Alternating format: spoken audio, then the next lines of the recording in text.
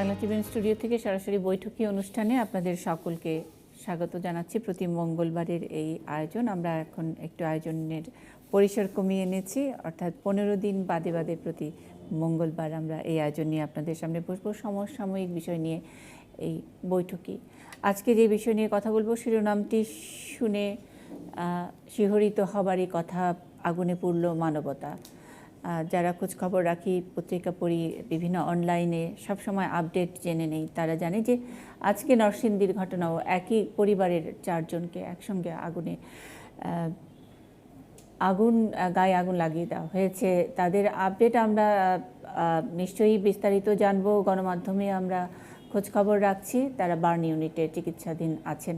আর নুসরাত, যার কথা নিয়ে সারা দেশ তোলপাড়, তার সর্বশেষ একটি অপারেশন হয়েছে কৃত্রিমভাবে যাতে শ্বাস নিতে পারে।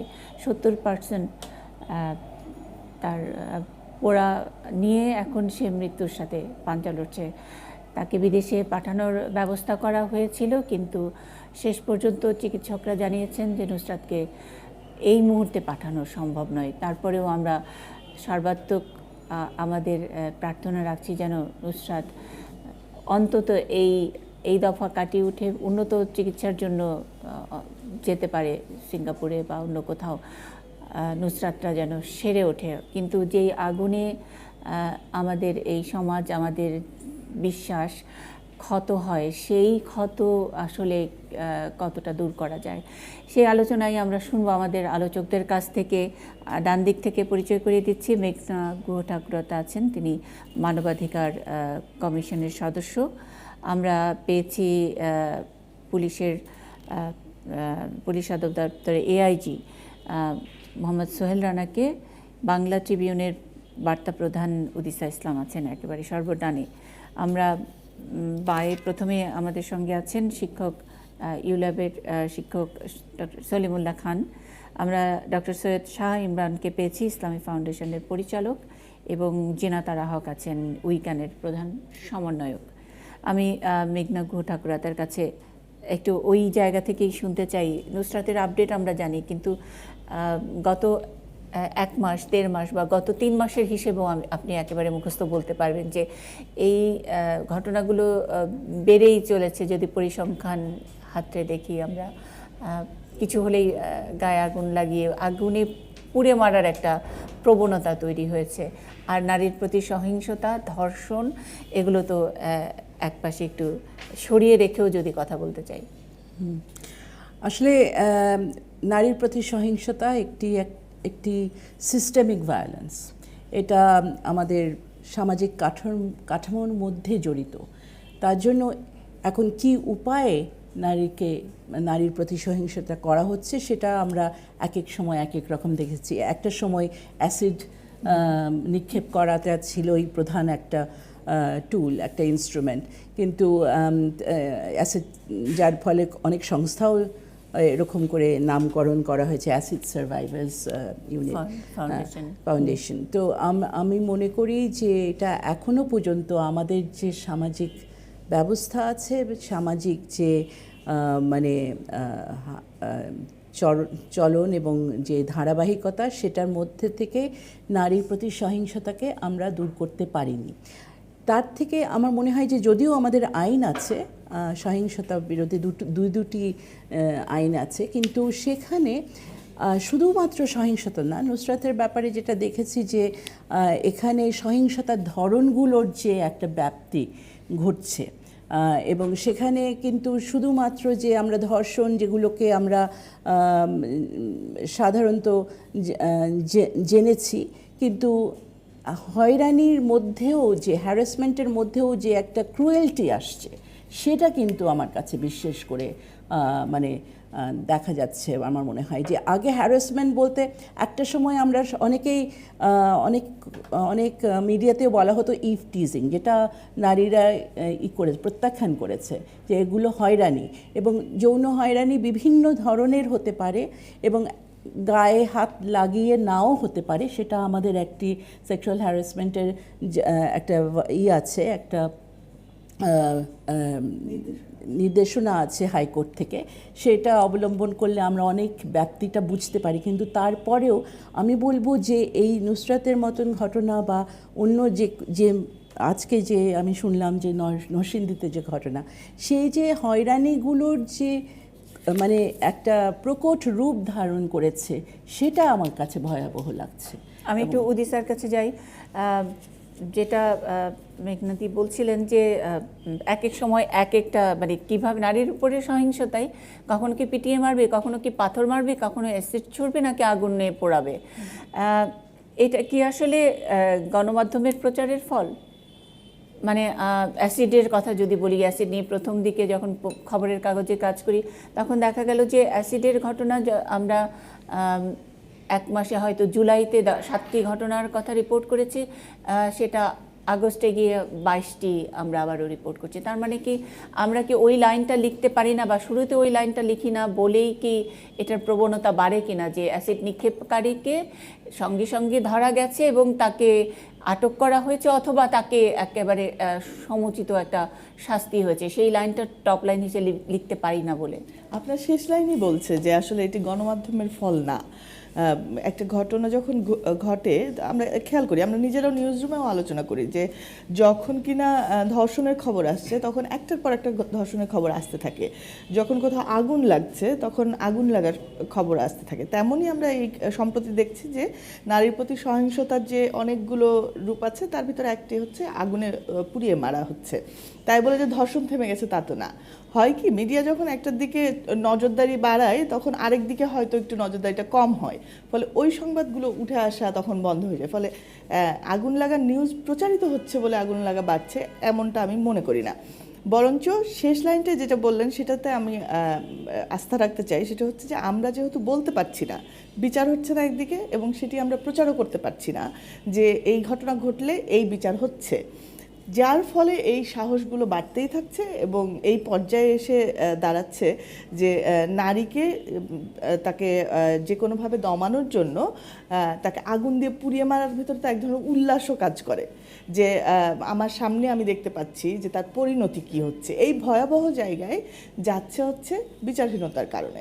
যতদিন না পর্যন্ত আমরা এই বিচারগুলো করতে পারবো এবং গণমাধ্যম সেগুলো সঠিকভাবে প্রচার করতে পারবেন, ততদিন পর্যন্ত আসলে এই সংবাদগুলো কমার সম্ভাবনা খুব কম। আমি একটু সলিমুল্লাহ খানের কাছে আসতে চাই। বিচারহীনতার কথা উদিসা তুললেন, আবার এই সোনাগাজীর ঘটনাটা যদি দেখি, সিরাজদৌল্লাহ তার বিরুদ্ধে যে অভিযোগ আনা হয়েছিল তখনই সেখানকার পুলিশ তাকে গ্রেফতার করেছে এবং তাকে ছাড়ানোর জন্য মানববন্ধন পর্যন্ত হয়েছে। এবং আমরা নুসরাতের ঘটনাতে যেটা দেখলাম যে হিজাব পরা, হাতে গ্লাভস লাগানো, বোরখা পরা, নিকাব লাগানো, এরকম 3-4 জন নারী তার গায়ে আগুন লাগিয়েছে।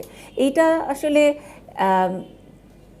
এইটা আরেকটা লেয়ার কিনা স্যার, মানে ভাবনার আরেকটা, আমাদেরকে আরেকটু অন্যরকম করে ভাবতে শেখালো কিনা? তা তো বটেই। মানে এখানে কয়েকটা শব্দ আমরা উচ্চারণ করলাম, একটা হচ্ছে হয়রানি, একটা হচ্ছে নিষ্ঠুরতা, এই সবগুলো উপাদান আছে। কিন্তু তার পেছনে যেটা সামাজিক দিক থেকে বড় কারণ সেটা হচ্ছে অবিচার। অনেক গ্রিক মনীষী অ্যারিস্টটল বলতেন বিচার 2 প্রকারের হয়। একটা হচ্ছে যদি আপনি কোনো ভুল করেন তাহলে সেটা সংশোধন করা, যেমন যেটাকে আমরা শাস্তি বলি। এটা বলে যে সংশোধন করা, অর্থাৎ আপনার পরে যতটুকু অবিচার হয়েছে তার সমপরিমাণ তাকে শাস্তি দেওয়া হবে। কিন্তু আরেকটা অবিচার আছে, এটা চোখে পড়ে না, যেটা আপনি লেয়ার বললেন, সেটাকে অ্যারিস্টটল বলছেন এটার নাম হলো হচ্ছে ডিস্ট্রিবিউটিভ জাস্টিসের অভাব।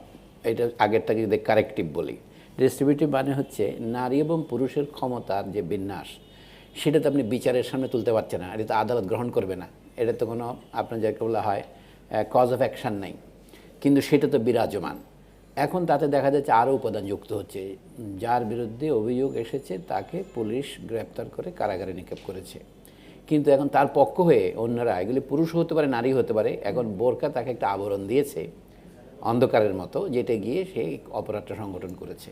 এবং এই অপরাধের ধরনটাও বেশ বলবো একদিক থেকে দেখলে চরম বেদনাদায়ক, যে একজনকে পুড়িয়ে আগুনে মারা, এটাকে আমরা বলতে পারি অনেকটা আদিমতা।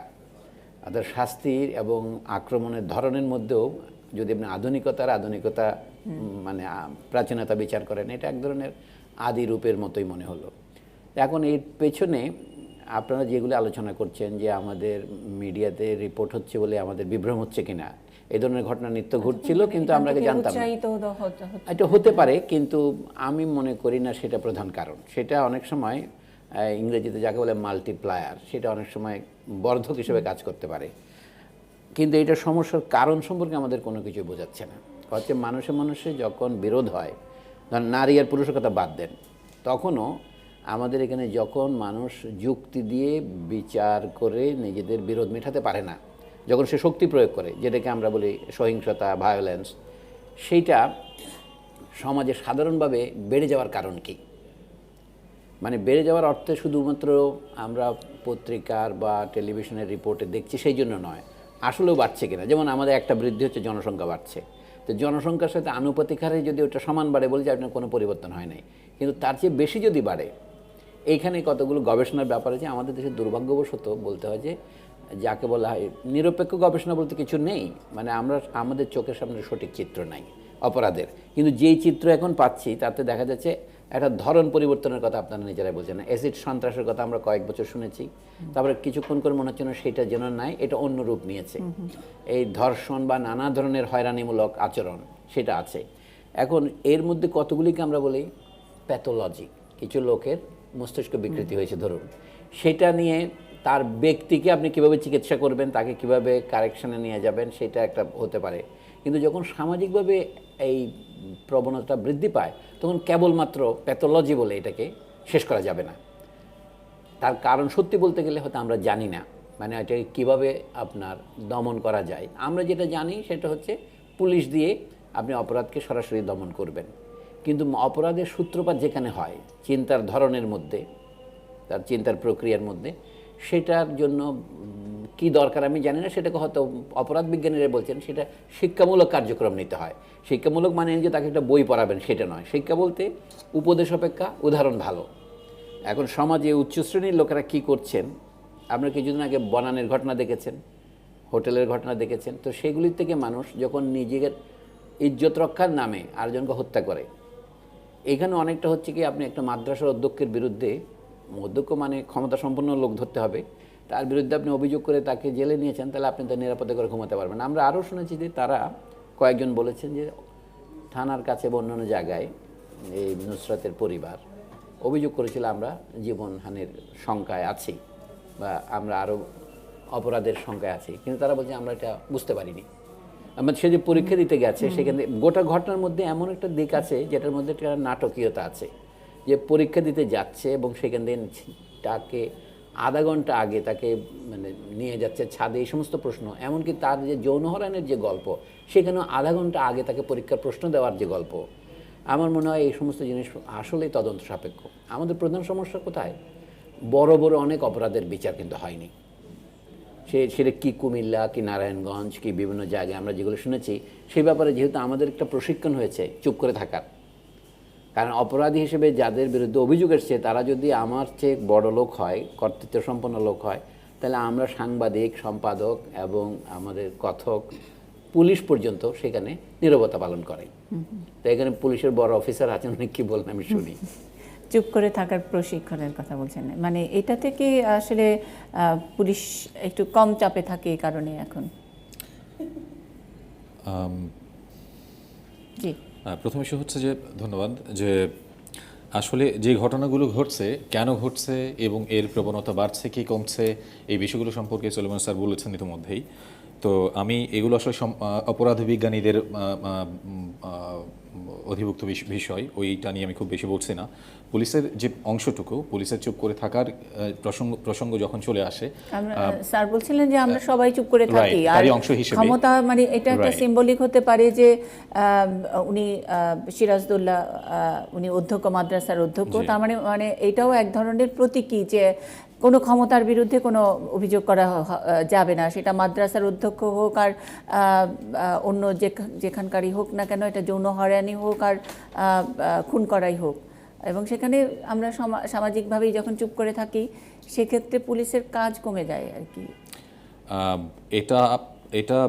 এটা বলতেই পারেন, কিন্তু তারপরেও বিষয় যেটা মানে লক্ষণীয়, যে সাম্প্রতিক যতগুলো ঘটনা ঘটেছে আপনি খেয়াল করে দেখবেন প্রতিটি ঘটনায় পুলিশ সর্বনিম্ন সময়ে সম্ভাব্য সর্বনিম্ন সময়ে অপরাধ স্থলে গিয়েছে এবং প্রয়োজনীয় সব ধরনের আইনি পদক্ষেপ নিয়েছে এবং প্রায় প্রতিটি ঘটনাতেই অপরাধের সাথে সম্পৃক্ত যারা ছিলেন তাদেরকে আইনের আওতায় নেওয়া হয়েছে এবং পুলিশ তাদেরকে আদালতে সোপর্দ করেছে এবং প্রায় প্রতিটি ক্ষেত্রেই আমরা মামলা রুজু হওয়ার জন্য অপেক্ষা করিনি।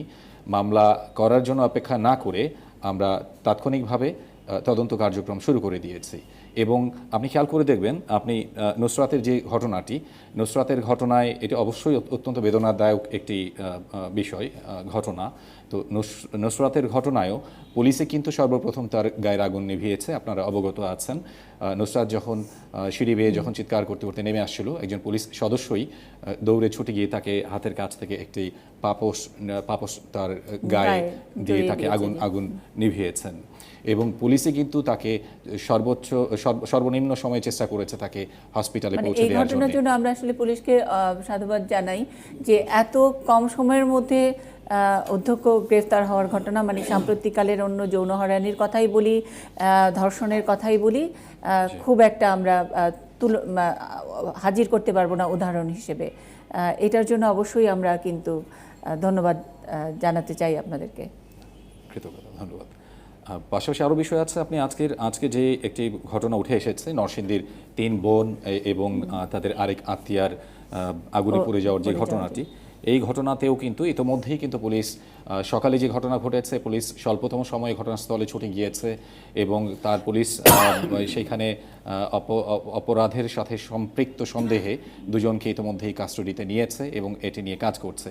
বর্তমানে ঢাকা মেডিকেল কলেজ হসপিটালে চিকিৎসারত যে ভিকটিমরা আছেন তাদের পাশে সার্বক্ষণিকভাবে জেলা পুলিশের ঊর্ধ্বতন কর্মকর্তারা রয়েছেন। তারা চিকিৎসা থেকে শুরু করে ভিকটিমের জন্য প্রয়োজনীয় অন্যান্য সামগ্রিক সুবিধাদির বিষয়গুলো সমন্বয়ও তারা করছেন এবং সার্বক্ষণিকভাবে পুলিশের কোয়ার্টার্স থেকে আইজিপি মহোদয়ের নেতৃত্বে আইজিপি মহোদয় ব্যক্তিগতভাবে উনি যোগাযোগ রাখছেন এবং একটি আমাদের টিম কাজ করছে সার্বক্ষণিকভাবে এই বিষয়গুলো তদারকি করার জন্য। আর নরসিংদীর বিষয়ে আপনারা অবগত আছেন, আপনারা ভালোই জানেন যে ইতিমধ্যে ওইখানে আমাদের বেশ কয়েকটি আমাদের উচ্চ পদস্থ কর্মকর্তাদের সমন্বয়ে গঠিত কয়েকটি টিম ভিজিট করেছে। এই মুহূর্তে ডিআইজির নেতৃত্বে একটি টিম এই মুহূর্তেও কাজ করছেন ওইখানে। আমি এই অনুষ্ঠানে আসার আগেও তার সাথে কথা বলছি। অনেক ধন্যবাদ। আমরা বিস্তারিত আরো জানবো, একটু জেনে নিতে চাই ডক্টর সৈয়দ শাহ ইমরানের কাছে ব্যাপারটি আপনাদের ডিল করতে কোনো মানে অন্তত বিশেষ করে আমরা যদি নুসরাতের ঘটনাটি বলি, অনেক সময় তো ইসলামী ফাউন্ডেশনকে নানান বিষয় নিয়ে আপনাদের কথা বলতে হয়। এই ধরনের ঘটনা যখন নাকি সাংবাদিকদের প্রশ্নের মুখোমুখি হন অথবা বাড়িতেও হতে পারেন, বন্ধু মহলেও আপনার পদ পদবীর কারণে আপনাদেরকে প্রশ্নের উত্তর দিতে হয়, মাদ্রাসার অধ্যক্ষ যৌন নিপীড়ন এবং তাকে পুলিশের হাতে গ্রেফতার এবং তার পক্ষ হয়ে তাকে ছাড়িয়ে নেওয়ার জন্যে মানববন্ধন ইত্যাদি, শেষ তক যেটা স্যার যেটা বললেন যে এটা পুরোটা অনেকখানি নাটকীয়, যে ছাদে ডেকে নিয়ে বোরকা পরিহিত নারী না পুরুষ সেটা আমরা নিশ্চিত নই, যদিও আসলে নুসরাত তার একেবারে মৃত্যু পথযাত্রী আমরা তাকে বলতে পারি। সেই অবস্থায় আধো আধো স্বরে যেটুকু বলেছে যে শম্পা একটি নাম শুনতে পেয়েছি, সেটাও এখনো শম্পাকে খুঁজে পাওয়া যায়নি। তো এই পুরো ব্যাপারটা যখন নাকি একটা ধর্মীয় দৃষ্টিকোণ থেকে আপনাদেরকে ব্যাখ্যা করতে হয়, অনেক সময় বলি যে কোনো ধরনের অন্যায় অবিচার অনেক সময় গিয়ে মাদ্রাসা, সালিশ ইত্যাদি জায়গায় তারা অনেকখানি সুযোগ পায়। আপনারা তাদেরকে কিভাবে মানে ডিফেন্ড করছেন? ধন্যবাদ আপনাকে। বিসমিল্লাহির রহমানির রহিম, নাহমাদুহু ওয়া নুসাল্লি আলা রাসূলিল কারীম। আপনার আজকের বিষয়বস্তু আগুনে পুড়ল মানবতা, এখানে বোঝা যাচ্ছে ভয়াবহতা। আর আপনার সর্বশেষ কথা হলো ডিপেন্ড করা। যেখানে মানবতা ভুলুণ্ঠিত, যেখানে নিষ্ঠুরতা, সেখানে তো ডিপেন্ড করার প্রশ্ন আসে না। এখানে কোনো বিবেক, কোনো ধর্ম কিংবা কোনো ধরনের ব্যাখ্যা, কোনো আইন সেখানে অন্তত যদি কাজ করে তাহলে ভিকটিমের পক্ষেই কাজ করবে। এখানে নুসরাতকে আমি বলবো যে নুসরাতের এই যে তার এত বড় একটা ভয়াবহ, আমি এটা বলবো ভয়াবহ একটা সহিংসতা, এই সহিংসতা নুসরাতের পক্ষেই তো মানবতা থাকবে, নুসরাতের পক্ষেই তো আমরা ডিফেন্ড করব। অতএব এখানে এই সিরাজউদ্দৌলাকে উনি কোথায় পড়েছেন, কোথায় শিক্ষকতা করছেন, কোথায় কাজ করছেন, সে বিষয়টা তো মুখ্য নয়, সে কথাটা তো বড় কথা। কারণ আমরা একটা কথা জানি, আপনারা সবাই এ ব্যাপারে জানেন যে সন্ত্রাসী যে নিষ্ঠুর, তার তো কোনো ধর্ম হতে পারে না, তার তো কোনো ভালো কর্মক্ষেত্র হতে পারে না। তার পক্ষে যারা আজকে আপনার কথায় উঠে এসছে যে কেউ কেউ তাকে ছাড়িয়ে নেওয়ার জন্য মানববন্ধন করছে, আমি বলবো এই ব্যাপারে আমাদের মাননীয় প্রধানমন্ত্রী যে জিরো টলারেন্সের কথা বলেছেন, সেক্ষেত্রে অন্তত জিরো টলারেন্স যেসব ক্ষেত্রে থাকবে এইটাও একটা বিষয় অন্তর্ভুক্ত হওয়া উচিত। এবং এই বিষয়টা আপনাকে আমি একটা কথা বলতে চাই, আমরা জানি যে জাহিলিয়াত যুগের কথা, সেই জাহিলিয়াত যুগ মানে কি, ওখানে কি শিক্ষিত লোকজন ছিল না? ওখানে তো অনেক শিক্ষিত লোকজন ছিল। ইমরুল কয়েসের কথা আমাদের সলিমুল্লাহ স্যার অনেক পড়াশোনা করেছেন, জানেন যে তার মতো এত বড় কবি কেউ ছিল না ওই সময়ে না, শুধু এখনকার কন্ট্রাস্টেও কিন্তু সে অনেক বড় কবি, কিন্তু তারপরেও এখানে বলা হতো ওই সময়টাকে জাহিলিয়াতের যুগ, অন্ধকার যুগ কেন? এটার একটা ব্যাখ্যা পবিত্র কুরআন শরীফে আল্লাহ রাব্বুল ইজ্জাত দিয়েছেন। তিনি বলেছেন ওয়াইজাল মাউদাতু সুইলাত বিআই যামবিন কুতিলাত, যে কন্যা সন্তান যাদেরকে শুধু কন্যা সন্তান হওয়ার কারণে জ্বলন্ত কবর দেয়া হতো, তাদেরকে আখিরাতের দিনে, হাসরের দিনে, আল্লাহ বিচার দিনে তাদেরকে প্রশ্ন করা হবে, ওই কন্যা সন্তানকে প্রশ্ন করা হবে যে তোমাকে কোন অপরাধে এইভাবে কবরস্থ করা হলো, জীবন্ত কবরে দেওয়া হলো। তো এই যে এটা মূলত সাক্ষ্য আইনে, আপনি অপরাধ বিজ্ঞানে দেখবেন যে সাক্ষ্য আইনে একজন সাক্ষীকে যখন প্রশ্ন করা হয় তখন কিন্তু অপরাধীরা একটু দুর্বল হয়ে যায়, সর্বক্ষেত্রে পুলিশের আইনে আছে, মানে সব জায়গায়। তো আপনি সেক্ষেত্রে আমি পবিত্র বলবো কোরআনের ব্যাখ্যা মানে উদ্ধৃতি দিয়ে যেই উদ্ধৃতি দিলেন, এটাতে এক ধরনের লার্নিং আমরা শিখি, যারা শিখতে চাই অথবা মাদ্রাসায় যারা পড়ে তাদের কাছে তো ভয়ের জায়গাটা তো ওইখানেই, যে পবিত্র কোরআন শরীফে এই ধরনের অপরাধের যেই শাস্তি সেটা পরকালে বলা আছে। হ্যাঁ, সেটা কিন্তু সেটা আমল করছে না, সেটা নিজের জীবনের জন্য সে শিখছে না। এই জন্যই আমাদের এখন দরকার যে শিক্ষা প্রতিষ্ঠানে মূল্যবোধ কি হবে সেটা আলোচনার, সেটা নিয়ে আমাদেরকে এখন চিন্তা করা দরকার যে মূল্যবোধটাকে শুধু শিক্ষার্থীরা শিখবে না, শিক্ষকেরও জানা দরকার আছে, শিক্ষকও এটা আমল করবে, শিক্ষকরাও এই জিনিসটা চর্চা করবে। আমলে একটা কোনো ফাঁক আছে? আমল বলতে আমাদের এটাই আমল, আমরা কাজ করছি এটাই তো আমল। আমল মানে কি? আমল তো এটাই যে আমরা যে কাজটা করছি সেই কাজটা, কিন্তু আমরা চর্চা করছি। আমরা ধরেই নেই যে কোরআনের ব্যাখ্যা সেটা বোঝানো সাধারণ মানুষের কাছে অনেক বেশি গ্রহণযোগ্য করে নিয়ে যাচ্ছে তারা মাদ্রাসার না। এখানে আমি আপনাকে একটা কথা বলবো, পরিচয় যে এটা একটা পারসেপশন। জি, আমি এখানে আপনাকে একটা কথা বলবো। এই পারসেপশন হলো যারা বিকৃত কোনো কিছু উপস্থাপন করতে চায়, সঠিকতাটাকে তারা কিন্তু ভয় পায়, সঠিক ব্যাখ্যাটাকে তারা তখন ভয় পায়। তারা যদি অন্যায় করে তখন সে অন্যায় পক্ষে কোনো কিছু একটা আইনের ব্যাখ্যাটাও সে অন্যায়ভাবে দিতে চায়, মানবতা বোধের ব্যাখ্যাটাকেও সে অন্যায়ভাবে দিতে চায়, মানবাধিকার যে আছে সেটাকেও সে অন্যায়ভাবে দিতে চায়। সে অবস্থা থেকে আসলে আমাদেরকে সরে আসতে হবে, সেই শিক্ষাটাই আমাদেরকে গ্রহণ করতে হবে এবং তাদেরকে দিতে হবে। আমি সরে আসতে হবে জায়গায় একটুখানি আমি থামালাম আপনাকে, থামাচ্ছি। আমরা একটু বার্তাকক্ষে যাবার জন্যে যাব, আমাদের বার্তাকক্ষ থেকে সব শেষ খবর জানবার জন্যে।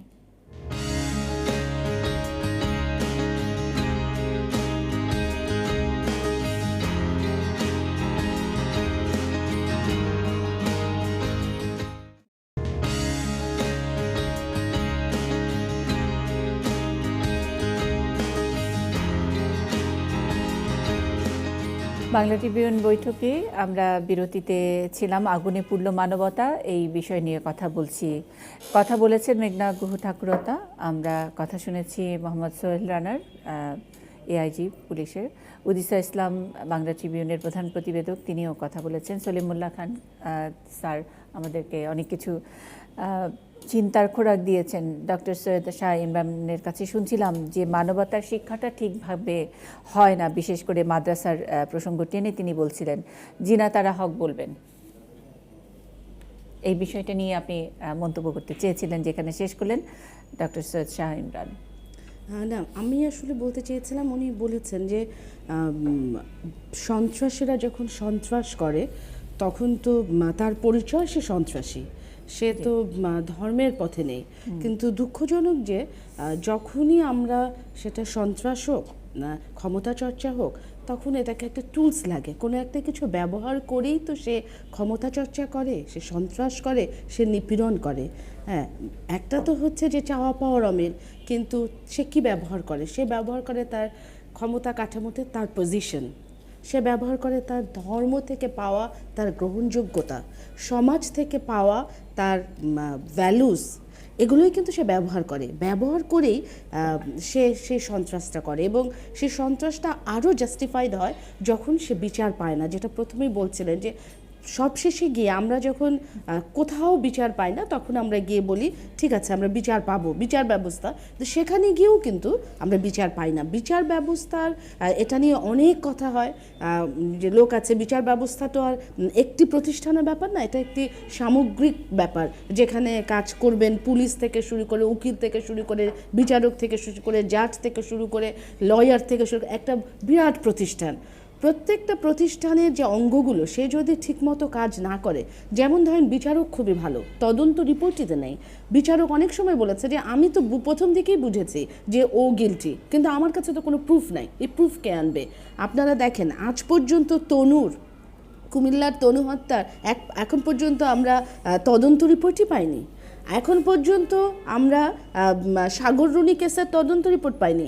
আপনি এই যে প্রমাণগুলো থাকছে, আপনি আপা বলছিলেন যে মিডিয়াতে এগুলো আসছে, মিডিয়াতে যখন এই খবরগুলো আসে অবশ্যই, কিন্তু এগুলো তো খবর, এগুলো তো মিডিয়া বানায় না, তখন যে আগুন লাগায় সে কিন্তু সাহসটা পায়, কারণ সে ম্যানিপুলেট করতে পারে না। সে হয়তো পুলিশকে ম্যানিপুলেট করতে পারলো না, সে স্থানীয় প্রশাসনকে ম্যানিপুলেট করতে পারবে। এখন বিষয় হচ্ছে যে সকল পুলিশই আইনি প্রক্রিয়াতেও তার ম্যানিপুলেট করার পক্ষে থাকে আপা। এবং আমি উদাহরণ দিয়ে বলতে চাই, যেমন আমরা খুবই একটা চাঞ্চল্যকর ঘটনা ছিল রূপা হত্যা, বাসে মেয়েটির ঘাড় মোটকে ফেলে দেওয়া হলো, যেটা নিয়ে খুবই আলোড়ন হলো। এবং আমাদের হিসাবে, কাজ করার হিসাবে সর্বনিম্ন দিনে একটা রায় পেলাম আমরা, এবং রূপার পক্ষে, এবং বলা হলো রূপার পরিবারটি, ছোঁয়া পরিবহনটি তারা নিবে। তারপরে কি? তারপরে তো তারা আপিল করেছে, এখন কিন্তু কেউ জানে না।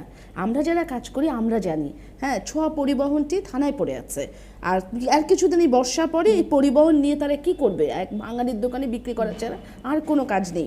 এখন পর্যন্ত হাইকোর্টে তারা পৌঁছতে পারেনি, এবং রূপার যে পরিবারটি, তাদের পক্ষে সেই সিরাজগঞ্জ থেকে এসে হাইকোর্টে এই মোকদ্দমাটা লড়া, ঠিক একইভাবে আজকে আমরা বলছি নুসরাতের কথা। আমি জানি না এই কেসটি যখন চলবে, কেসটি কিন্তু আর হয়তো সরকারি পক্ষ হবে, কিন্তু তার সাথে নুসরাতের পরিবার কতদিন এই কেসটির পিছনে ঘুরতে পারবে সেটা নিয়ে আমরা সন্দিহান আছি। এবং দুঃখজনক যে যখনই সে সন্ত্রাসী, আজকে সিরাজউদ্দৌলা, সে তো টিচার, আমরা যখন রিশার কেস নিয়ে কাজ করেছি, রিশা ফিলসের একটি ছোট্ট মেয়ে, ক্লাস 7, ওকে দর্জি তাকে পেটে ছুরি দিয়ে মেরে ফেলেছে। সেই দর্জির পাওয়ার দেখে আমরা অবাক হয়ে গেছি। এই কেসটি ঢাকায়, পরিবারটি ওর আরও মেয়ে আছে, ব্যবসা করে, তার পক্ষে সারাক্ষণ কেসের পিছনে ছুটা সম্ভব না, জীবনও তো চালাতে হয়। কিন্তু এই দর্জি ছেলেটির যে পাওয়ার, সে যেভাবে উকিল নিয়েছে, সে যেভাবে কেসটাকে ম্যানিপুলেট করার ক্ষমতা রাখে, সেটা আমাদেরকে পর্যন্ত বিস্মিত করেছে। তো সেই জায়গায় আমাদের কথা হচ্ছে যে সন্ত্রাসকে প্রাতিষ্ঠানিকভাবেই একভাবে গ্রহণযোগ্যতা দেওয়া হচ্ছে, সেটা আপনার প্রতিটা প্রতিষ্ঠান থেকেই। কাজে আমরা অনেক সময় টকশোতে বলি শিক্ষা ব্যবস্থায় ঢুকাতে হবে, কিছুই হবে না আপা। আপনি ওই গাছের গোড়ায় সন্ত্রাস পুঁতছেন আর ডাল কাটছেন, তাহলে সন্ত্রাস বন্ধ হবে না। বরং আমি বলবো আজকে আপনি এই প্রোগ্রাম করছেন, এই আগুনে পুরলো মানবতা করতেই থাকবেন, আরও বাড়বে। আমরা যারা মাঠে কাজ করি, আমি আজকে এখানে বলে যাচ্ছি, বারবারই আমি বলি, মেয়েদের প্রতি সহিংসতা আরও বাড়বে, কারণ মেয়েরা অনেক এগিয়ে গেছে। আপনাকে আগে বলা হয়েছে আপনি চরিত্রহীন, খারাপ মেয়ে, আপনার কোনো কিছু নাই, তারপরেও আপনি বার হচ্ছেন, এটা তো আপনার তাগিদ। আপনি যখন বার হন তখন আপনাকে এতগুলো কথা বলে, আগে যেমন ছিল ফতোয়া দেওয়া হতো, আপনারা বললেন অ্যাসিড মারা হতো, তাও তো বন্ধ হচ্ছে না। এখন থেকে রেপ করা হচ্ছে। আমরা এই যে নোয়াখালীর সুবর্ণচরে 3 মাসে 9টি রেপ হয়েছে।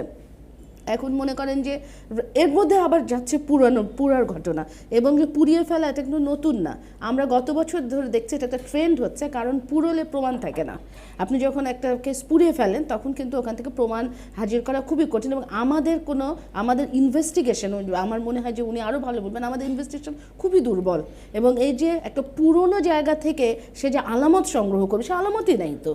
এবং এই আলামত সংগ্রহ যখন করবে না, তখন তারা যতই মানবিক হোক, আপনি বিচারক বসে বসে তো মানবিকতা দিয়ে রায় দিতে পারবে না। তো এই যে পুরো সিস্টেমে একটা সমস্যা। এবং আমরা দেখেছি তদন্তটা এমন, যেই পুলিশ ব্যবস্থা চুরির তদন্ত করে, সেই আবার গিয়ে নারী নির্যাতনের তদন্ত করে। অনেক স্টেটে কিন্তু এই ইনভেস্টিগেশন ইউনিটি আলাদা থাকে, কিন্তু আমাদের দেশে দেখা যাচ্ছে।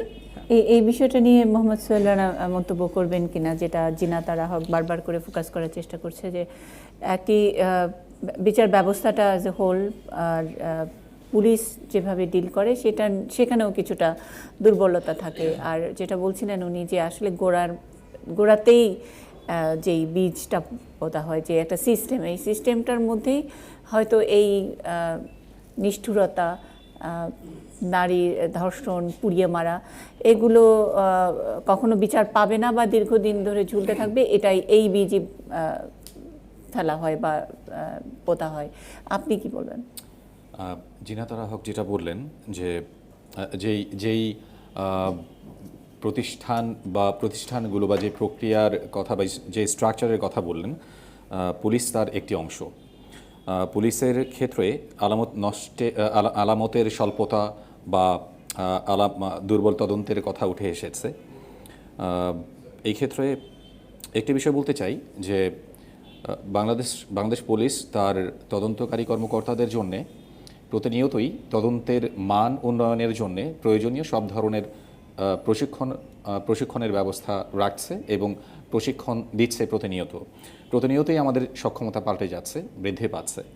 এই ক্ষেত্রে একই ব্যক্তিকে দিয়ে নানা ধরনের মামলার তদন্ত করানোর বিষয়টি, এটি অনেকাংশেই সত্য।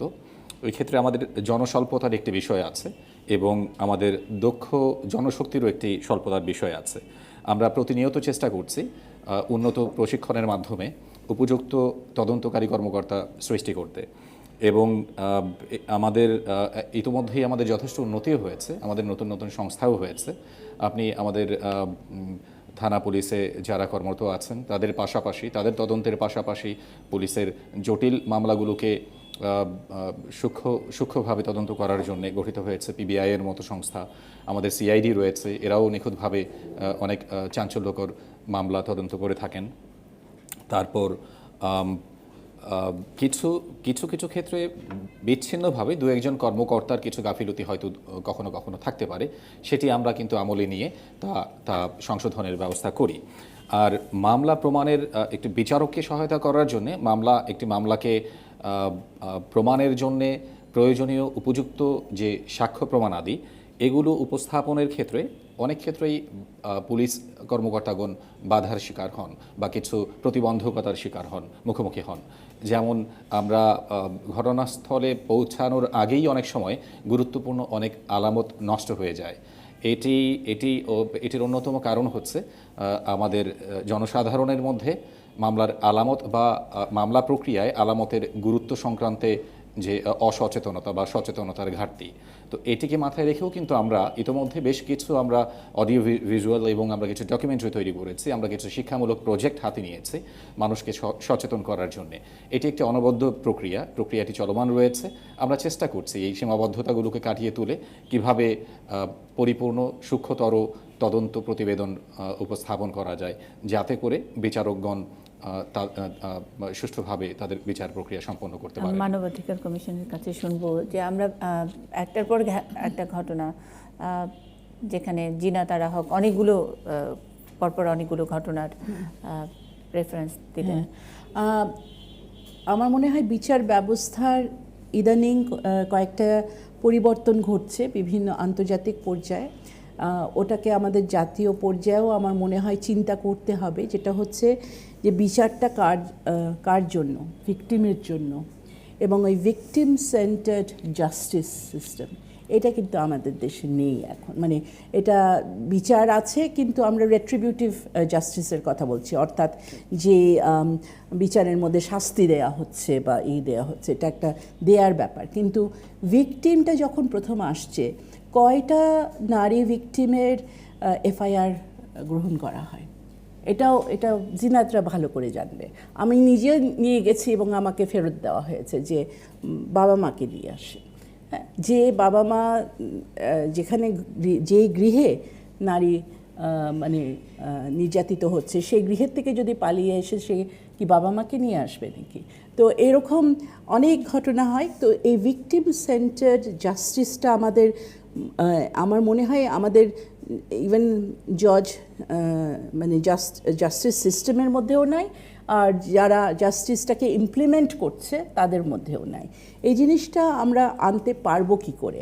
আমার কাছে জিনাত যে কথাটা বলল, একটা খুব খুব ইম্পর্ট্যান্ট কথা, খুব জরুরি কথা, সেটা হচ্ছে যে এটা আরও বাড়বে। কেন? মেয়েরা এগিয়ে আসছে, মেয়েরা কিন্তু থামাচ্ছে না। আমরা যদি স্ট্যাটিস্টিক্স দেখি, সেখানে কিন্তু মেয়েদের, আমরা আগে বলতাম যে মেয়েদেরকে এনরোলমেন্টে আরও মানে সুযোগ দেওয়া হোক, আসুক। এখন আর দিতে হয় না। মেয়েদের এনরোলমেন্ট বাচ্চা বয়স থেকেই ছেলেদের থেকে বেশি, এবং মেয়েদের ড্রপ আউট কম ছেলেদের থেকে, কারণ ছেলেরা চাকরি বা কাজে তাদেরকে বাধ্য হচ্ছে যেতে। এবং এটা সার্বিকভাবে জাতীয় শহর গ্রাম বলতে কথা না, এটা বিশেষ করে জাতীয়ভাবে যে চিত্রটা হচ্ছে। তো কিছুদিন পরে মেয়েদের অবস্থা কি হবে, তাদের কোয়ালিফিকেশন কি হবে, তাদের যোগ্যতা কি হবে ছেলেদের তুলনায়, সেটাও দেখতে হবে। এবং এটা মার্কেটের নিয়ম হচ্ছে যে চাকরিটা একটা কম্পিটিশনের যুগে প্রবেশ করছে। সেই প্রিভিলেজ যেগুলো মানে আমাদের পুরুষরা অভ্যস্ত ছিল, সেই প্রিভিলেজগুলো আস্তে আস্তে করে মেয়েরা হয়তো সেই প্রিভিলেজ অবস্থার থেকে সরে আসছে, কিন্তু তাদেরকে সরে দিতে হচ্ছে না। এক ধরনের টানাপোড়েন চলছে, সেগুলোকে মেনে নেওয়া ভালো, যে সেগুলোকে রেকগনাইজ করা ভালো, মেনে নেওয়া ভালো। এটা একটা সামাজিক একটা দিক আছে, সেখানে আমাদেরকে তুলে ধরতে হবে।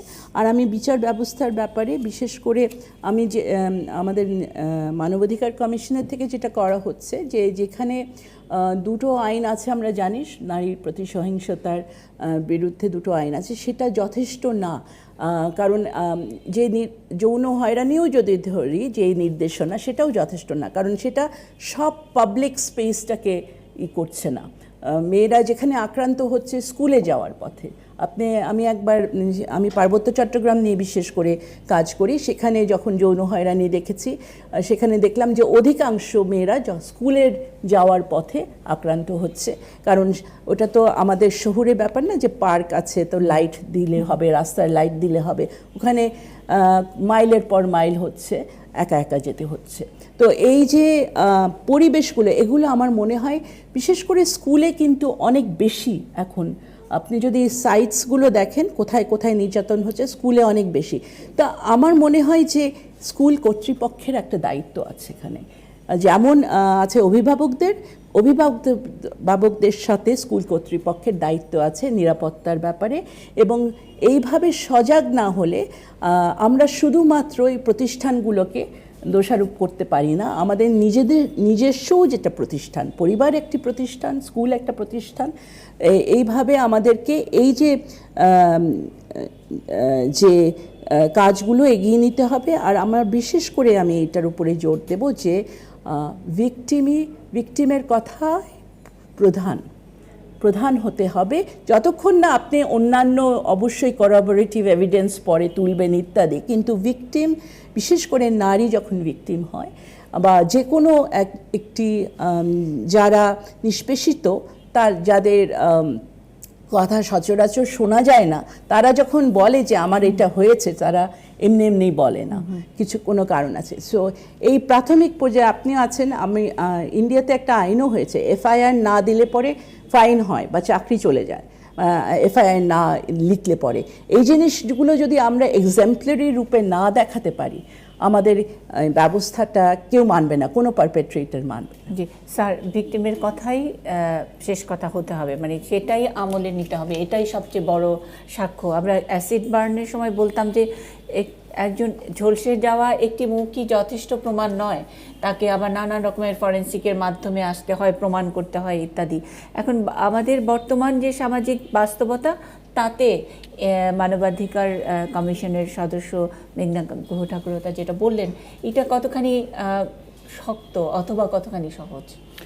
আমাদের বিচার ব্যবস্থায় তো অনেক পরিবর্তন হয়েছে। যেমন ব্রিটিশ আমলে ফৌজদারি বিচারের সময় জুরি প্রথা ছিল, মানে এখনও আমেরিকায় আছে, অন্যান্য দেশে আছে।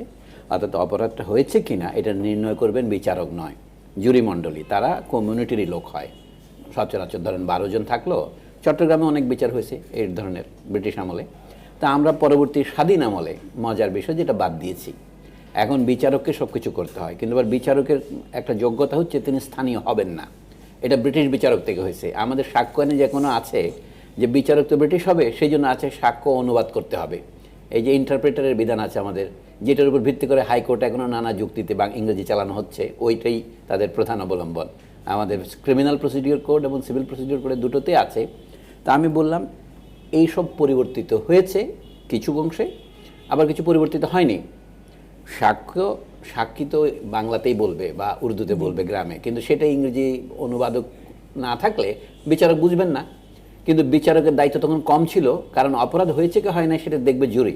তা আমরা তো সেটা করি নাই। এখন মেঘনা গুহ ঠাকুরতা যেটা বললেন, এটা গুরুত্বপূর্ণ প্রশ্ন, যে এইটা ভারতেও কিছু সংশোধনী হচ্ছে, তো সেটা যুগের হাওয়া আমাদের এখানে লাগবে না কেন? যুগের হাওয়া মানে হচ্ছে এইখানে আরও গুরুত্বপূর্ণ কথা জেনাদারা যেটা বলেছেন, যে এটা হলো যে নারীর বিরুদ্ধে সহিংসতা আরও বাড়বে। এটা প্রথমে আপনার কাছে অপ্রীতিকর মনে হতে পারে, কিন্তু এটা সত্য। কেন সত্য বলি, আমার মনে হয় 1973 সনে এক ফরাসি দার্শনিক বলছিলেন ইউরোপে বর্ণবাদ বাড়বে। তখন সবাই তাকে দুয়া দিয়েছিল, না না আমরা তো খুব সম্প্রীতি, ফ্রান্স। তো উনি বললেন যে বাড়বে কেন? উনি বললেন, ইংরেজিতে বলে কি, দুনিয়ার সব মজা তো আরবরাই মারছে, ফ্রান্সের ভদ্রলোকরা বলছে। তো এই জন্য মাথায় ঘোমটা দিয়ে আরবের মেয়েরা ফ্রান্সের স্কুলে যেতে পারবে না, এটাকে ফুলার বলে একটা কামড়ে পড়ে। এই যে শুরু হলো, এখন নিউজিল্যান্ডে যেটা দেখলেন সেটা তারই কিন্তু অনুরণন। প্রথমে এটা এসেছিল, ঢুকেছিল সূচ হয়ে, এখন ফাল হয়ে বেরিয়েছে। কথা হচ্ছে ভিন্ন ধর্মাবলম্বী বা ভিন্ন জাতি, ভিন্ন লোকন ইউরোপে যখন যাত্রা শুরু করেছে, ফ্রান্সে এখন শতকরা 10 জন কি বলবেন, আরব অথবা মুসলমান যাই বলেন, অন্য রঙের লোক। এই জন্য আমাদের নারীরা যে উপরে উঠে আসছে, এটা অনেকের পিলে চমকে দিচ্ছে। মানে আমরা আগে যেমন উর্দুর বিরুদ্ধে অনেক বলতাম, কারণ উর্দুওয়ালার সাথে আমরা কম্পিটিশন করতে হতো। এখন তো উর্দুওয়ালা নাই, আপনি এখন ইংরেজিতে চলে গেছেন, আপনার এখন কোনো পরোয়া নাই। স্বাধীনতা পেয়ে গেলে আমি মাঝে মাঝে পরাধীন হতে ভালোবাসি, একই ঘটনা। এখন যদি নারী প্রতিদ্বন্দ্বী হিসেবে এসছে, নারী হচ্ছে নতুন উর্দুওয়ালা, অর্থাৎ তা সম্ভবত আপনার 2টো চাকরি সে নিয়ে নিবে, তাই না? এখন আমরা বলছি কি, জেনেভা ক্যাম্পের যে বিহারিরা আসে তাদেরকে আমরা ফ্ল্যাট বানিয়ে দেব, কারণ তারা তো পরাজিত হয়েছে। এইটাই মানে এর মধ্যে ওই সামাজিক প্রক্রিয়াটাই আছে। কিন্তু অথচ আগে আপনি তাকে খুন করার জন্য বলতেন, যদি যুদ্ধের সময় হতো। এখন সমাজের প্রবণতাই হচ্ছে ওই যে ইংরেজ আমলে হিন্দু মুসলমানের মধ্যে যে সম্পর্ক কী ছিল, এগিয়ে থাকা পিছিয়ে থাকার। ইংরেজি শিখে কে 50 বছর আগে নিয়েছে, কে পরে নিয়েছে, সেটা চাকরিতে আসা শুরু করলো, সেটা রাজনীতিতে আসা শুরু করলো। এখনও তাই, নারীরা ধরেন 100 বছর পিছিয়ে আছে তথাকথিত পুরুষদের তুলনায়, এখন তারা এগিয়ে আসছে। সুতরাং তাদের বিরুদ্ধে কী হবে? এখন দেশভাগ কি করতে পারবেন? নারী স্থান একটা আলাদা করতে পারবেন না, পূর্বভাগ আলাদা করেছিল। নির্দেশনা দিয়েছিল যে গত বছর এপ্রিলে হাইকোর্ট একটা নির্দেশনা দেয় যে কিভাবে ধর্ষণ মামলাগুলো তদন্ত করা হবে। বেশ কয়েকটা 18টা মতো নির্দেশনা ছিল, সেই অনুযায়ী আমরা একটা ফলো আপ করতে গিয়েছিলাম এবার। এবং আমাদের যেটা দেখলাম যে ওটা আইনে পরিণত করার একটা প্রক্রিয়া চলার কথা ছিল, সেটি হয়নি। আমরা বিভিন্ন বিভাগীয় শহরের থানা র্যান্ডমলি ফোন করে জিজ্ঞেস করেছি যে পাশের থানার একটা ঘটনা আপনারা এফআইআর নেবেন কিনা। তারা বলছে যে থানার ঘটনা সে থানায় যান, আপনি কেন আমাকে ডিস্টার্ব করবেন? মানে এই ধরনের মানে থানা লেভেলগুলোতেও এই জিনিসগুলো যায়নি। আমরা কেন্দ্রে কিন্তু খুব ভালো দায়িত্বশীল পুলিশ অফিসারদের পাচ্ছি, তারা খুবই আগ্রহী কাজ করতে এবং দেখছি যে বিভিন্ন কিছু করছে, কিন্তু মাঠ পর্যায়ে সেই জিনিসগুলো কতগুলো মানে কতটা যাচ্ছে সেইটাও দেখার বিষয় আছে। একে তো নির্দেশনা হাইকোর্ট 2008 সালে যেটা দিয়েছে যৌন হয়রানির বিষয়ে, সেইটিই তো এখন পর্যন্ত ঠিকমতো বাস্তবায়ন হয়নি। সেখানে ধর্ষণের তদন্ত কিভাবে হবে সেটি 1 বছরে হওয়ার কথা না, কিন্তু আগামীতে হবে নিশ্চয়ই, আমরা দেখতে পাবো।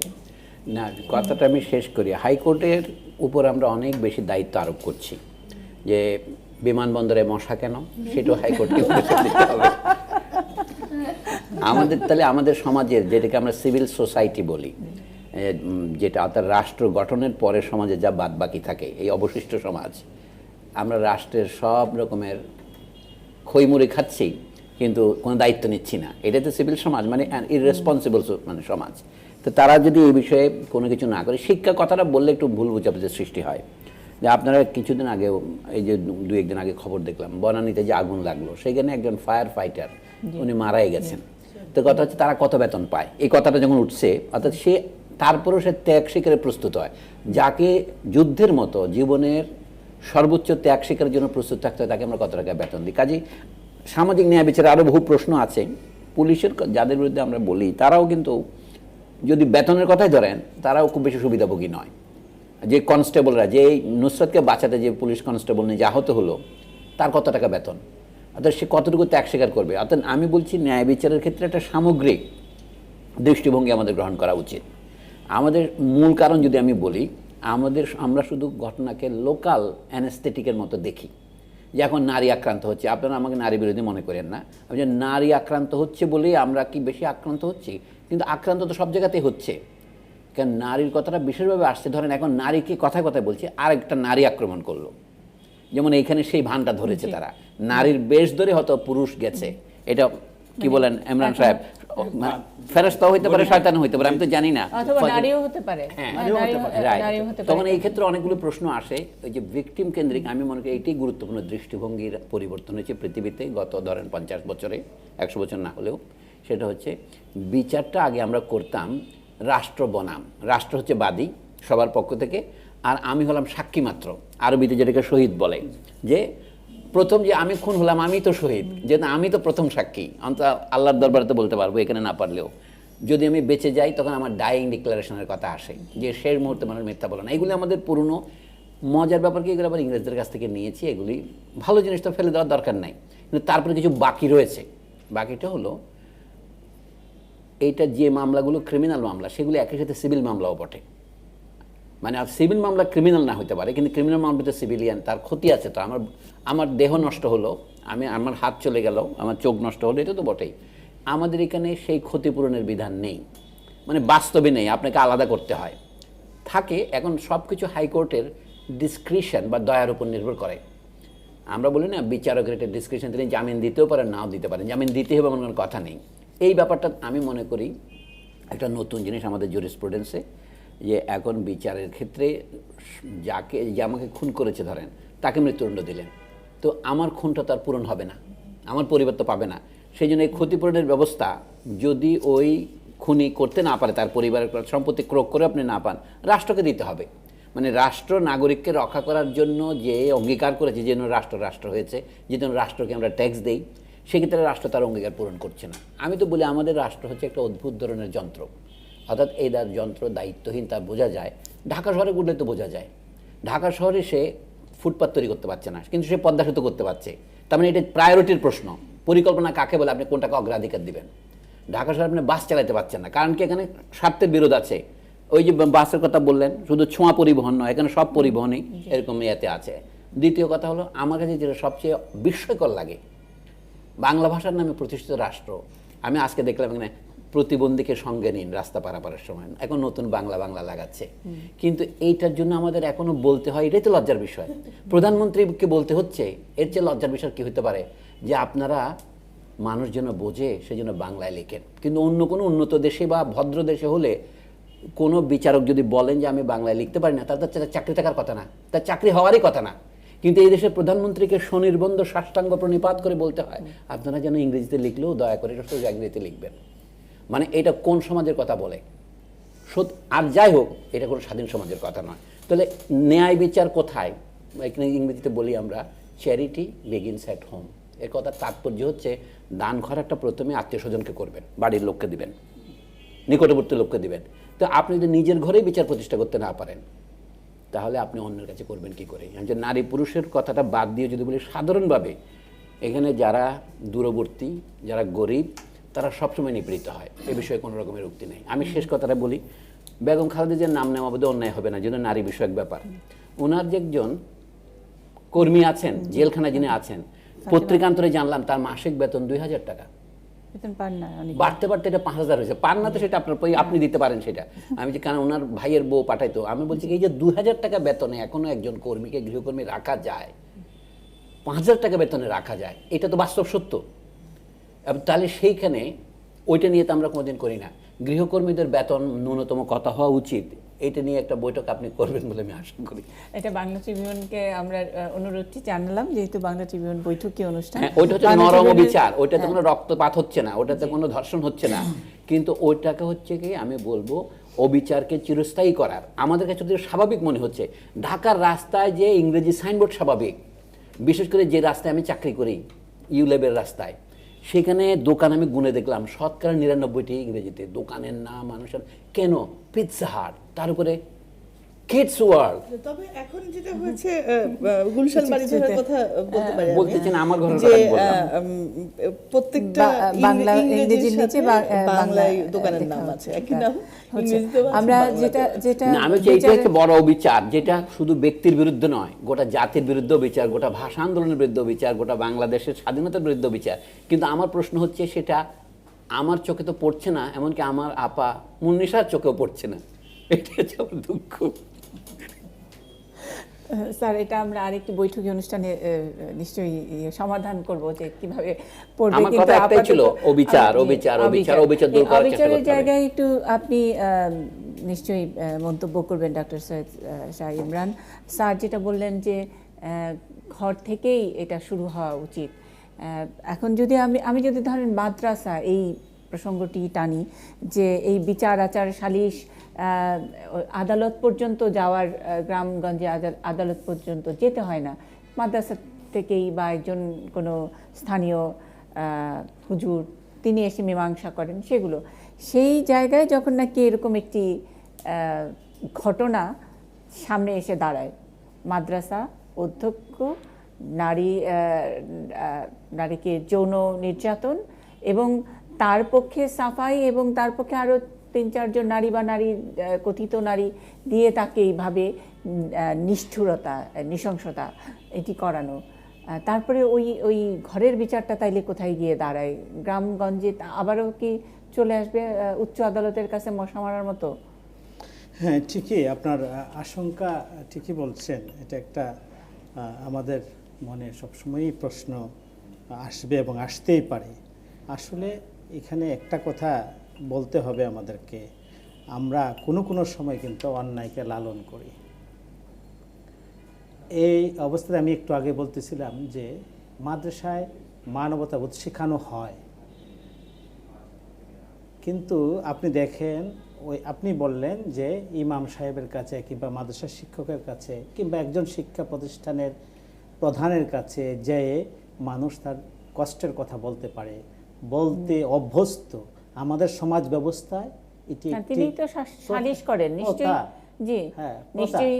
কিন্তু এই লোক, এই সিরাজউদ্দৌলা কিন্তু সে একজন অন্যায়কারী। তাকে যদি অনেক আগে আপনি তথ্য নিয়ে দেখুন যে 1996 সাল থেকে তার বিরুদ্ধে অনেকগুলো মামলা, আত্মসাতের অভিযোগ, নারী নির্যাতনের অভিযোগ ইত্যাদি ইত্যাদি চলে আসছে।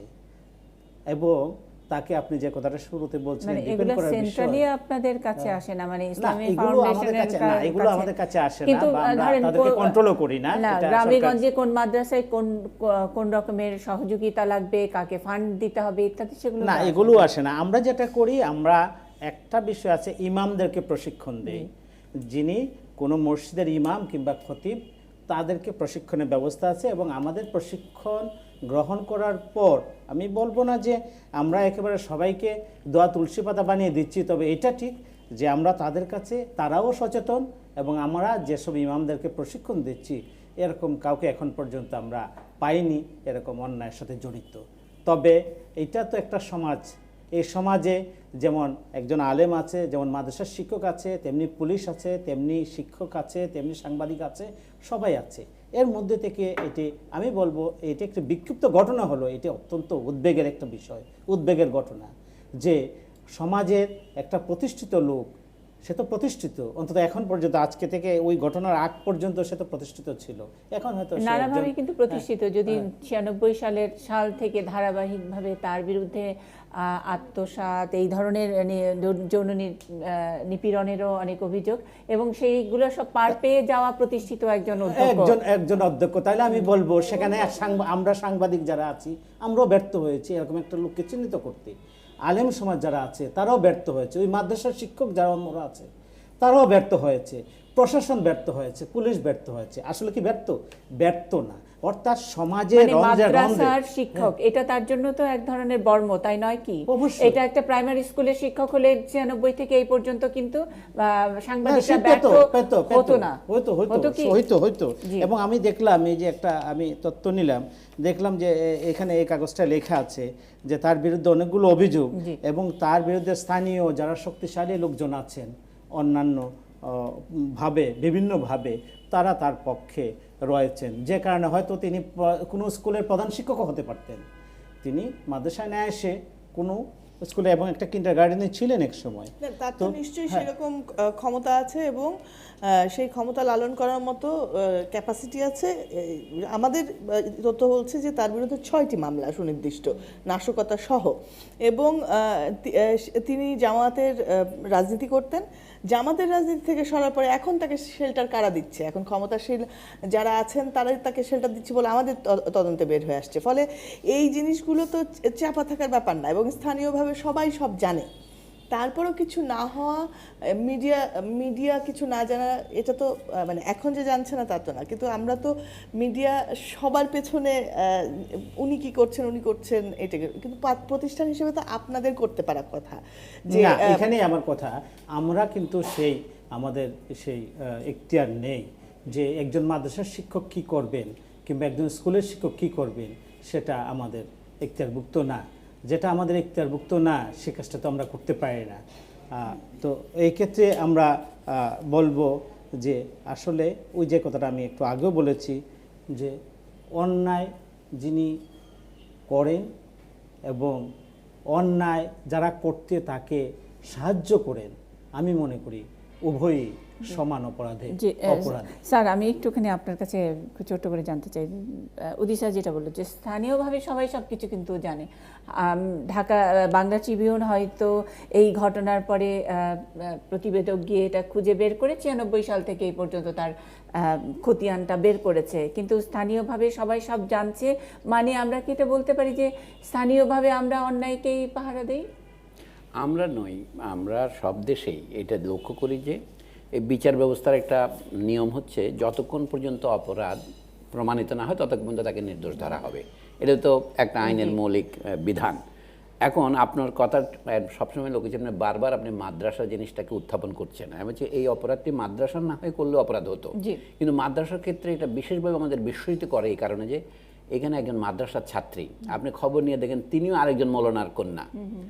তাতে দেখা যাচ্ছে মাদ্রাসায় ছাত্রীরা পড়তে গেলে আমরা ভাবি বাইরের থেকে আর কি নিরাপদ, কিন্তু সেখানে যেখানে নিরাপদ মনে করছে রক্ষক বলা হয় যাকে, তিনি যখন ভক্ষক হন তখন আমাদের মধ্যে একটা বেশি আলাদা একটা বেদনা হয়। আমি সেটার কথাই বলছি। স্যার মাদ্রাসা এই কারণে বলেছি যে স্থানীয়ভাবে কোনো বিচার আচার এটা যদি অন্য আরেকজন শিক্ষক একটা প্রাইমারি স্কুলের শিক্ষক বা একটা ছাত্রীর মধ্যে হতো, হয়তো এই মাদ্রাসার শিক্ষককে ডাকা হতো ওখানে একটা সালিশ বসানোর জন্য। সুতরাং মানে একজন মাদ্রাসার তারা তো একটা বিশেষ রকমের সুবিধা পেয়েই আসে না আসে। তিনি শুধু মাদ্রাসার শিক্ষক নন, অধ্যক্ষ, মানে অর্থাৎ ক্ষমতার একটা কেন্দ্রে আছেন। আমরা জানি বিশ্ববিদ্যালয়ে তো ভাইস চ্যান্সেলর আছে আমাদের, তা আমাদের ভাইস চ্যান্সেলর তো ছাত্রদের ধরে রাজাকারের বাচ্চা বলে, ধরেন কথায় কথায়, অর্থাৎ তিনি কি সবাইকে জানান যে রাজা বাবা রাজাকার গালি দিলেন, তো সেটার তো বিচার হয় না। আমাদের এখানে যখন ক্ষমতা যত বেশি হয় তত বেশি অন্যায় হয়। তো সেইগুলো বিচার সব কিছু করা যাবে না। মাদ্রাসাতে আমি বলছি, মাদ্রাসা বলেই এটা বিশেষভাবে আমাদের বিস্মিত করছে। আমরা জানি মাদ্রাসায় ধর্মশিক্ষা দেওয়া হয় এবং সেইটার জন্য সাম্প্রতিক আমাদের সংবিধানে এটা নিয়ে এত আলোচনা হয়েছে। মানে রাষ্ট্রের লিখিত সংবিধানে নয়, আমাদের মৌখিক সংবিধানে আলোচনা হয়েছে এই যে মাদ্রাসা শিক্ষাকে মেইন স্ট্রিমে আনার চেষ্টা করছেন সরকার ইত্যাদি। তো সেই ক্ষেত্রে এটা একটা ঝোঁক। এখানে নারী শিক্ষা, মাদ্রাসা শিক্ষা, সাধারণভাবে শিক্ষা প্রতিষ্ঠান জড়িত, এইটাও তো অপরাধ। শিক্ষক স্যার আমার কাছে একটু মনে হয় যে মানে মাদ্রাসায় আমি জানি না মুন্নিয়াপা যেটা বলছেন যে সকল লোকাল বিচার ব্যবস্থা মাদ্রাসা শিক্ষকদের আনা হয়, ব্যাপারটা এরকম না। না, শুধু আমি একটা- বলছি যে আইডিয়ালি ওই জায়গায় যেমনই একটা হোক যে একটা মূল্যায়ন, সালিশের হ্যাঁ। মধ্যে একজন তারা সম্মানিত লোক, ধর্ম হ্যাঁ, তারা ব্যাখ্যা এইটা করেন, হচ্ছে বিষয়। এই মানে আমাদের জি। একটা মানে একটা দণ্ড দাঁড় করানো হয় বা একটা যেটা হচ্ছে যে ভ্যালুজ ট্যাগ করে দেওয়া হয় যে মাদ্রাসা হচ্ছে ধর্মীয় শিক্ষা, ধর্ম শিক্ষায় কোনো প্রশ্নবিদ্ধ হবে না, বাংলা শিক্ষা হলে প্রশ্নবিদ্ধ হবে। ঠিক যেভাবে স্যার বললেন না যে একটা যে নারী যে বোরখা পরে সে হচ্ছে ভালো নারী, সে কিন্তু অনেক বেশি নির্যাতিত হবে না। যে নারী পর্দা করে না, যে নারী টিপ দেয়, তারা নির্যাতনের শিকার বেশি হবে। এটা হচ্ছে আমাদের একটা মাইন্ডসেট তৈরি সত্যি কথা করা বলছি হয়। আপনি। আমাদের এখানে একটা এই যে মেয়েরা যে নতুন করে হিজাব পরার সংস্কৃতি বের করেছে, সেক্ষেত্রে আমি বহু ভদ্রলোককে বলতে শুনেছি যে যে মেয়েরা এটা কেন পড়ে, কারণ হিসেবে আমাদের যারা তা করছে বলে কি এতে মেয়েরা নিরাপদ থাকে। মানে এটা একটা যুক্তি, সেকুলার যুক্তি আর কি, এটা ধর্মীয় যুক্তি নয়। বলে ধর্মের কারণে পড়ে না, অর্থাৎ পুরুষের কুদৃষ্টি থেকে বাঁচার জন্য সেটা করে, এরকম মনে করে, কিন্তু সেটা রক্ষা করে না। যে আমি যে কথাটা বলবো সেটা হলো যে মাদ্রাসার শিক্ষক হিসাবে তিনি বিশেষ সুবিধা পান। এটা যেমন এর চেয়েও বড় সত্য কথা হলো একজন শক্তিশালী মানুষ যিনি যেখানেই আছেন তিনি বিশেষ সুবিধা পান। এই কথাটাকে আমাদেরকে আমরা না, এবং যদি আরেকটু এটা- যুক্ত হ্যাঁ, করতে হবে মানে তবে বিশেষ তার সুবিধা লেবাস বললে হিসাবে- আমরা আসলে এটাকে বিশেষ সুবিধাকে অন্যভাবে বিশেষায়িত করি, বিশেষ অন্যায়ের ক্ষেত্রে বিশেষ অন্যায়ের সুবিধার ক্ষেত্রে ক্ষেত্রে বলা লেবাস হয়। হিসাবে তবে ধর্মটা এটা একটা ব্যবহার করেন। বিচ্ছিন্ন, এটা একটা বিচ্ছিন্ন ঘটনা।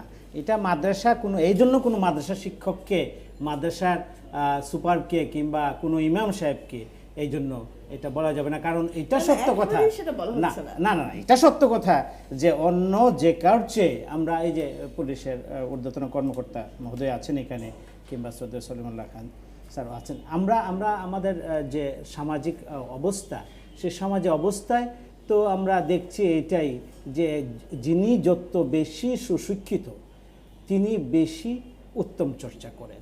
তো আমরা সেদিকটা বরং প্রাধান্য দিতে চেষ্টা শেষ করি। করব মেঘনা ধন্যবাদ। ঠাকুরতা, শেষ মন্তব্য। আমি একটা কথাই বলবো যে রাষ্ট্রীয় কিছু পলিসি আছে, রাষ্ট্রীয় আইন আছে। সেই আইন নিশ্চয়ই আমরা মনে করি যে সব মানুষের দিকেই তাকিয়েই করা হয়েছে, এবং সেখানে যে যদি সেই আইন বা পলিসিতে যদি কোনো ব্যাঘাত ঘটে, তো সেখানে তো আমাদের সবারই একটা দায়িত্ব আছে। এবং আমি আপনার কথায় মানে সূত্র ধরেই বলছি যে আপনি বলছেন আপনাদের কিছু করার নাই, কিন্তু যদি মসজিদে, মন্দিরে, প্যাগোডাতে যদি কোনো হেট স্পিচ তৈরি করা হয়, মানে আরেকটা মানে গোষ্ঠীর বিরুদ্ধে কোনো কথা বা নারীর বিরুদ্ধে কোনো কথা, সেখানে নিশ্চয়ই আমাদের যে সংবিধান আছে যে নারী আর পুরুষকে মানে সমানভাবে দেখছে, সেটা নিশ্চয়ই আপনারা পদক্ষেপ আমি একটা নেবেন। সেকেন্ড বলবো, আমি করার নেই বলতে আমাদের প্রতিষ্ঠানকে সেই কাজটি করার দায়িত্ব দেওয়া হয়নি সেটি বলেছি। আমাদের আছে বলতে এই অর্থে আছে, কারণ আমরা যখন ভালো দেখি তখন ভালোকে ভালো বলবো, যখন কোনো খারাপ কিছু দেখি খারাপকে খারাপ বলবো। কালোকে কালো, সাদাকে সাদা বলাটা আমি বলছি ভালো আর এটা প্রত্যেকের দায়িত্ব, নৈতিক দায়িত্ব। ভালো আর খারাপের মাপকাঠিটা খুতবাগুলো যে আপনারা সেটা তো আমরা সেগুলো করছি, তো সেগুলো ইসলামিক করছি ফাউন্ডেশন আমরা, আন্ডারে হয়। সেগুলো আমরা করছি, এগুলো মসজিদগুলো, ইমামের কাজ, হ্যাঁ, এগুলো মাদ্রাসা সুপারের কাজ না। না। অর্থাৎ ইমামের কাজ এবং সুপারের কাজকে একীভূত করলে চলবে না না। না, আমি বলছি যে ভালো আর মন্দের মাপকাঠিটাও রাষ্ট্রীয় কিছু সংবিধান আছে, সংবিধান এবং কিছু কাঠামো আছে, সেগুলোকে আপনারাও রাষ্ট্রীয় প্রতিষ্ঠান এবং সেখানে আপনাদেরকে এটা ওগুলো মেনেই চলতে হবে। না, সে তো বটেই, সেটা আমরা আমি করছি। আমি একটু বলতে চাই, যেটা আমার মনে হয় আলোচনায় মিস হয়েছে, সেটা হচ্ছে নারীর কি ভাবমূর্তি আমরা আসলে এই সমাজে প্রতিষ্ঠা করতে চাই। যে মেয়েটি নুসরাত আজকে লড়াই করছে, সে কিন্তু একটি যৌন হয়রানির প্রতিবাদ করেছিল। আমার কথা হচ্ছে, সে যখন প্রতিবাদ করেছিল তখন সে কাকে পেয়েছিল? মানে বিষয়টা হচ্ছে যে একটি অপরাধের সে কাউকে পায় না দেখে আরেকটি অপরাধ ত্বরান্বিত হয়, এবং এই যে আমাদের এটা কিন্তু বারবার যে শিকার হয় তাকে লুকিয়ে রাখা হয়। ধর্ষণের শিকার, ইভেন মিডিয়াতেও এটা আছে যে ধর্ষণের শিকার নারীর মুখ বলা যাবে না। কেন বলা যাবে না? কারণ হলে তার সমাজে সে অনেক ভালনারেবল হবে। আমি এক দ্বিমত এটা করি, কারণ এই যে লুকিয়ে রাখার যে চেষ্টা, এটাতে সে বেশি ট্রমাটাইজড হয়ে যায়। সেটা আমি আলাদা আমি বলছি মানে লুকিয়ে রাখার বিষয়টি বা ওই যে মিডিয়াতে ছবি দেখানো যাবে না, সেগুলো হলো একটা ইন্টারন্যাশনাল আইন মেনে আমাদেরকে করতে হয়। আবার নতুন রকমের চিন্তাও এসেছে, এটা অনেকে ভাবছেন যে কেন লুকিয়ে রাখা হচ্ছে, ধর্ষিতা বা যারা ভিকটিম যারা হচ্ছেন তাতে পার পেয়ে যাচ্ছে কিনা। আলোচনা শুরু হোক, এটা আবার নতুন করে হয়তো রিভিউ হতে পারে। আমরা আগুনে পোড়ানো মানবতা নিয়ে কথা বলছিলাম। যে নুসরাতকে নিয়ে শুরু করেছি, সেই নুসরাতের যেন খুব দ্রুত সুস্থ হয়, সেটুকু মিরাকেলের জন্যই অপেক্ষা করি আজকে এই অনুষ্ঠান থেকে। ভালো থাকবেন।